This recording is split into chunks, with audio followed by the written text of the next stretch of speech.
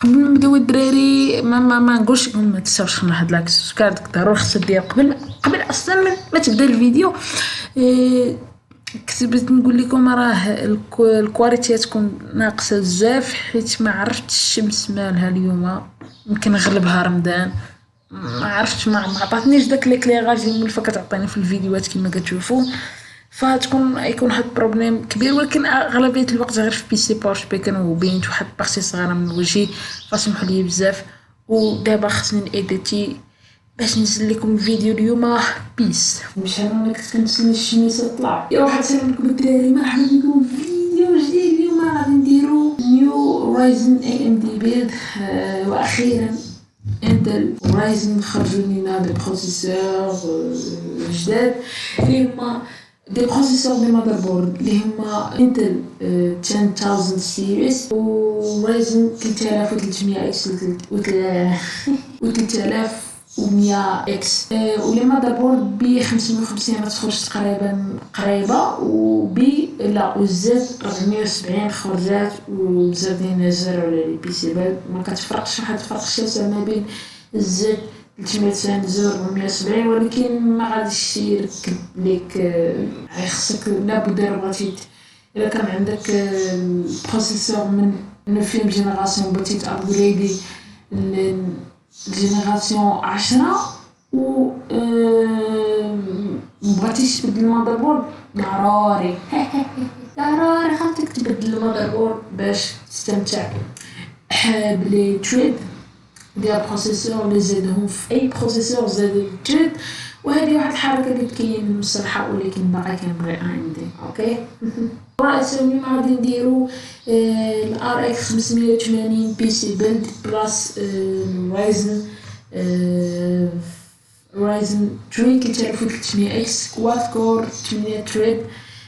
ما تلحس لك مخك تقول لك ما تلحس، انت خصك مخك يتلحس، حتى لك لحستي مشيتي فيها اوكي. المهم 4 كور 8 تريد كافيه. نعطيكم واحد المثال، الا بغيتي تستريمي بها حافظ حمي ومن لا يعرفه ستريمر جيمر عنده ايسا 7700 كا تا 4 كور واقيلا 8 تريد مع 4 كور 4 تريد متأكدش، وكيستريمي به عادي. ما كاينش داك الكواليتي الواعره، ولكن عندك تمشي دير السوفتوير انكودر وتجي تقولي لي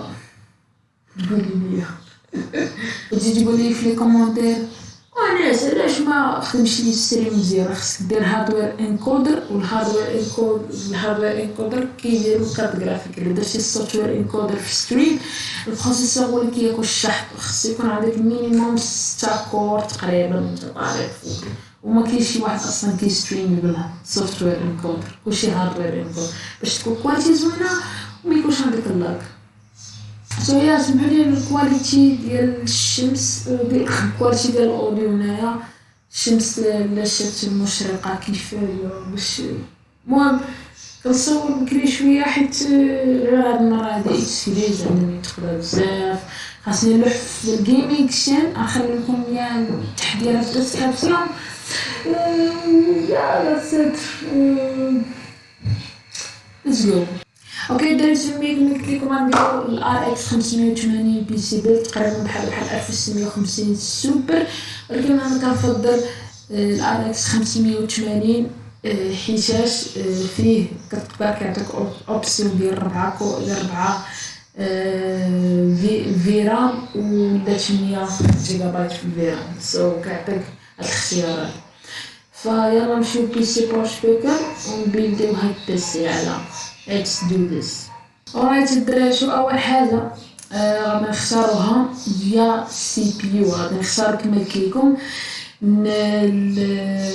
نيو ام دي سي بي يو اللي خرج غير دابا، ماشي غير دابا، خرج شي سيمانه هادي ايوا هذا رايزن 3300 اكس كما قلت لكم 4 كور و800 تريك كيوصل الماكس بوست واقيلا 4.3. وكاين خوه اللي هو هو الرايزن 3100 اكس تا هو نفس كلشي غير هو 3.9 في الماكس بوست ديالو. كيقولوا الناس كاين واحد الفرق ما بين 3300 اكس و 3100 اكس. وديما فاش بغيت تشري بروسيسور ما تشوفش الارقام، شوف بنش مارك، شوف الارقام ديال بنش مارك.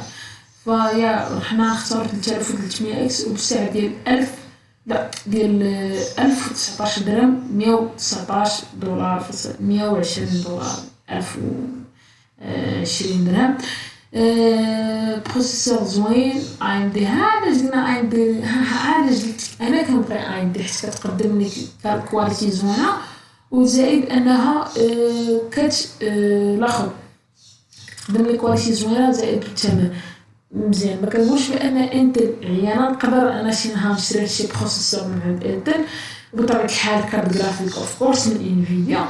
فهي انا غير كتعجبني AMD في هاد النقطه اللي هي انك كتعطيك بزاف ديال الاختيارات وبزاف الثمنات جي مناسبه الهمزه وخا كتميتها من شحال من عام هادي، ولكن ناتينغ كيبقى ستيبل. حتى حاجه كتبقى ستيبل في السوق، كل مره شركه كتطلع. دابا اللي كاينين الشركات ديال الهاردوير ديال هادشي اللي كيديروا ماذر بورد كيقادوا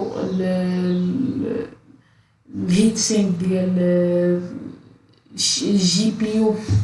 عندك كاينه اسوس في المرتبه الاولى وجيجا بايت اورس في المرتبه الثانيه و NSI ماشي في المرتبه، ولكن كنقول لك اللي كيتباع بزاف هي اسوس جيجا بايت اورس و NSI.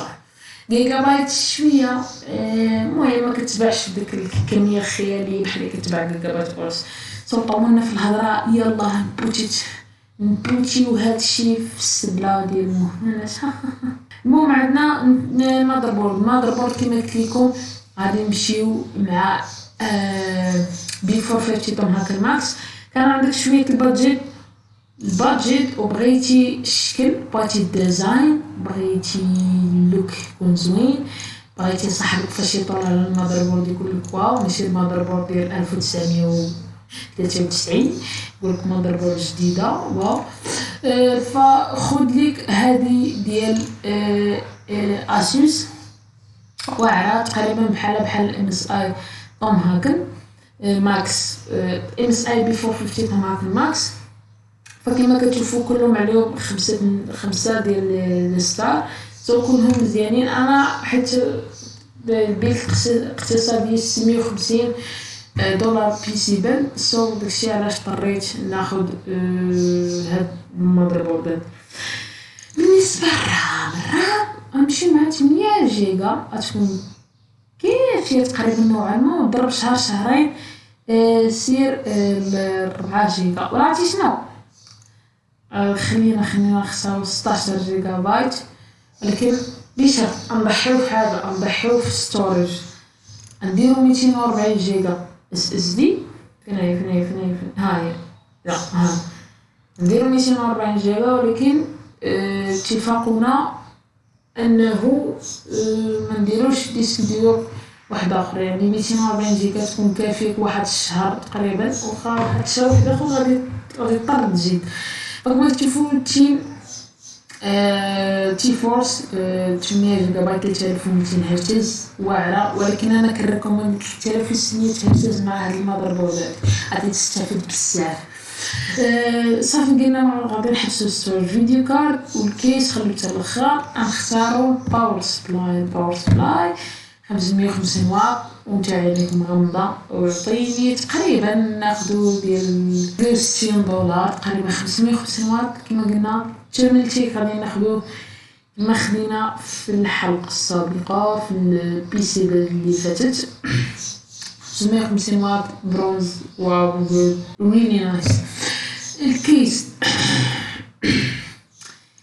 كما قلت لكم كيبقى اختياري، اختارت الكيس اللي بغيتي، ولكن ما يهربش على $50. ما يهربش على $50. انا اختار ما نختار انا $50 كما قلت لكم. كاين واحد زوين، ها هو ديال كولور ماستر، وكاين هذا ديال ايربول. ممكن بزاف الاختيار، كاين هذا كاين هذا تا هو مزيان، ولكن ما كيجيش مع التليفون. بالعكس ما كيجيش مع التليفون باش يخلي لك حتى الاختيار ديالك في الفان. وقنا نختاروا هذا ولا هذا. ما نختار واحد اللي كيمستعمل كما قلت لكم، كاين اختيار ولكن ما يهربش على $50. صافي هي ديك الفيديو كارد غادي ناخدو ال RX 580 كافية تقريبا، تخدم لي الترا 60 هرتز تقريبا. المهم كما قلت لكم هذه غادي تكون فول AMD بيلد. هنا بالنسبه للبروسيسور والجرافيك كارد، هي الاولى كاينه ال SFX Radeon ال RX 580. هذا قلت لكم ما تخرجش 1650 سوبر، تا هو 1650 سوبر مزيان، ولكن هذا كيعطيك 8 جيجا بايت. بحال نفس الاداء بطبيعه الحال، ماشي اي كارت جرافيك فوتوكوبي. بعض المرات RX 580 كتكون احسن في الجيم بلاي وكتكون عين في الجيم بلاي، كذلك في نفس 1650 سوبر كيكون احسن في الجيم بلاي وكيكون عين في الجيم بلاي. عرفتي شنو وقيلا غادي يدير لي غادي نزيد ديسك ديال الاساس حتى الفيديو ديال $650. وقيلا غادي نزيد ديسك ديال، لا ماشي ديسك ديال SSD HD، غادي نزيدو واحد الطيره وغادي نشوفو. المهم نتوما غادي يطلع واحد شويه كما كتشوفو. المهم الا كان عندكم بادجيت سيرو. الكيس الا كان عندكم شي كيس قديم خذوه. سي بي يو اغلب هادشي ما كاين، ما غاديش يكون عندك. جينا للفقره ديال ليكرون. الريكومنديشن ديال هاد ليكرون هادي الا كنتي غادي تلعب FPS الا كنتي تلعب FPS جيم خذ 144 هرتز. الا كنتي باغي تلعب على المهم 144 هرتز كما قلت لكم عاوتاني كافيه، جد كافيه. المونيتور اللي كان ريكومنديها لعباد الله هي هذه من MSI، واعره بزاف صراحه مع الثمن. 1 مليسيكند 144 هرتز، IPS ما كتلقاهاش في لي زيكرون واعرين، كتلقاها في لي زيكرون واعرين ولكن الغاليين. كاين حتى هذه اللي كان عندك الثمن عاوتاني شويه ناقص.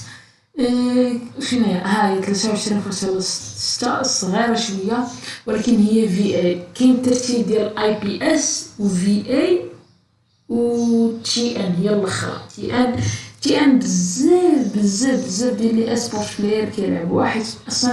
لي اسبورت بلاير زعما كيهتموا بالالوان، غير تشوفي اي بلاير والمصممين ديال الجرافيك وداكشي. فانا نختار الريكومنديشن ديالي هي 144 هرتز وصافي. لا يبالي إذا كانت 60 هرتز، لا يبالي إذا كانت 1 مليسيكند. من الأحسن 5 مليسيكند، وخا 5 مليسيكند ثقيلة. المهم 4-5 بحال هكدا. في لي بانل اختار كاين IPS VA و TN. إلا بغيتي شي بروفيسيونال اي سبورت مونيتور كاين هادي ديال زوي. وإلا بغيتي تلعب ودير كونتنت كرييتور وبغيتي تدلع شويه خذ ديك IPS ولا VA. فهذه هي كانت الريكومنديشن ديالي لهاد الاخر لهاد بيلد هذه. الا كنتي تلعب CS فوق 200 فريم، كنتي تلعب بالسكسيج ديال كومبيتيتيف سيتينغز لو ميديوم هاي الترا، مضمون عليك 144 هرتز. كنتي تلعب فورتنايت الجيم اوبتمايزيشن فيها شويه ولا قاصح ما كاين. كانت كتخدمني انا في كرياتيف في هاد البيسي هذا، كنت كنلعب انا كرياتيف بزاف، ولكن دابا ما عرفتش علاش ولا لاغ ولا كيضرب لي حتى في كرياتيف. هادشي ما كندخلش حتى باتل رويال، غير كنلعب في كرياتيف كنبدا كنبني وكنلعب كرياتيف ماب. كيبدا داكشي كيبدا الضرب حيت الضرب سريع.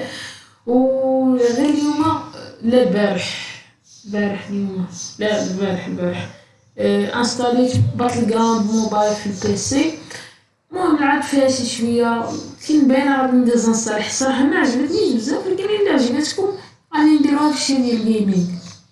المهم غنديرو في الشين ديال الجيمنج مراجعه البيل ديالنا رايزن 3300 اكس 800 كواد كور 4 كور 8 ثريد بي 450 توب هاكن ماكس 16 جيجا بايت رام تي فورس تي 2300 جيجا ستورج 1 تيرا بايت اس اتش دي 240 جيجا دوت اس دي. الكارت جرافيك الاس اف اكس ريدون ار اكس 588 جيجا بايت جي تي سي اكس اكس اكس اي ديال الكيس جيم ماكس اي تي اكس ميتاور كيس بالنسبة باور سبلاي تيرمينال تيك سمارت بي اكس 1 550 واط 80 بلس براند. المهم هذه كانت هو البي سي بيلد ديالنا. نتمنى يعجبكم هاد البي سي بيلد. وبغيت نقول لكم واحد الحاجه، وليت كنطول في الفيديوهات 10 دقائق هو احسن صراحه وقت، فهي 10 دقائق غادي تكون مزيانه و بيرفكت وبزاف ديال الحوايج. اسمحوا لي على الكواليتي ما فاش كتبان بحال هكذا، المهم حيت فقت بكري بزاف ماشي فقت منعس اصلا كنت فايق، فالضو ما طالعش مزيان ماشي بحال فاش كنت كنفيق مع التمرين بحال هكدا. هاد الخطأ ما غاديش يتكرر كما قلت لكم، غير حيت ضروري خصني نخوي تقريبا من 12 وانا هابط، خصني نخوي الوقت حتى واحد الحاجه ضروريه. وبيس وصل الفيديو 17 دقيقه وعلى المونتاج تجي 10 دقائق ولا الماكسيموم 13 دقيقه. بيس عليكم لايك سبسكرايب شير كومونتير بيس. ولكن في الحقيقه ما جاتش 13 دقيقه ولا 10 دقائق، جات 16 دقيقه ونص.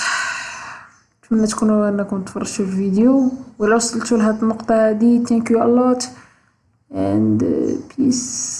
like subscribe share كومنتير. بيس عليكم. شحال مره قلت بيس في هاد الفيديو هذا؟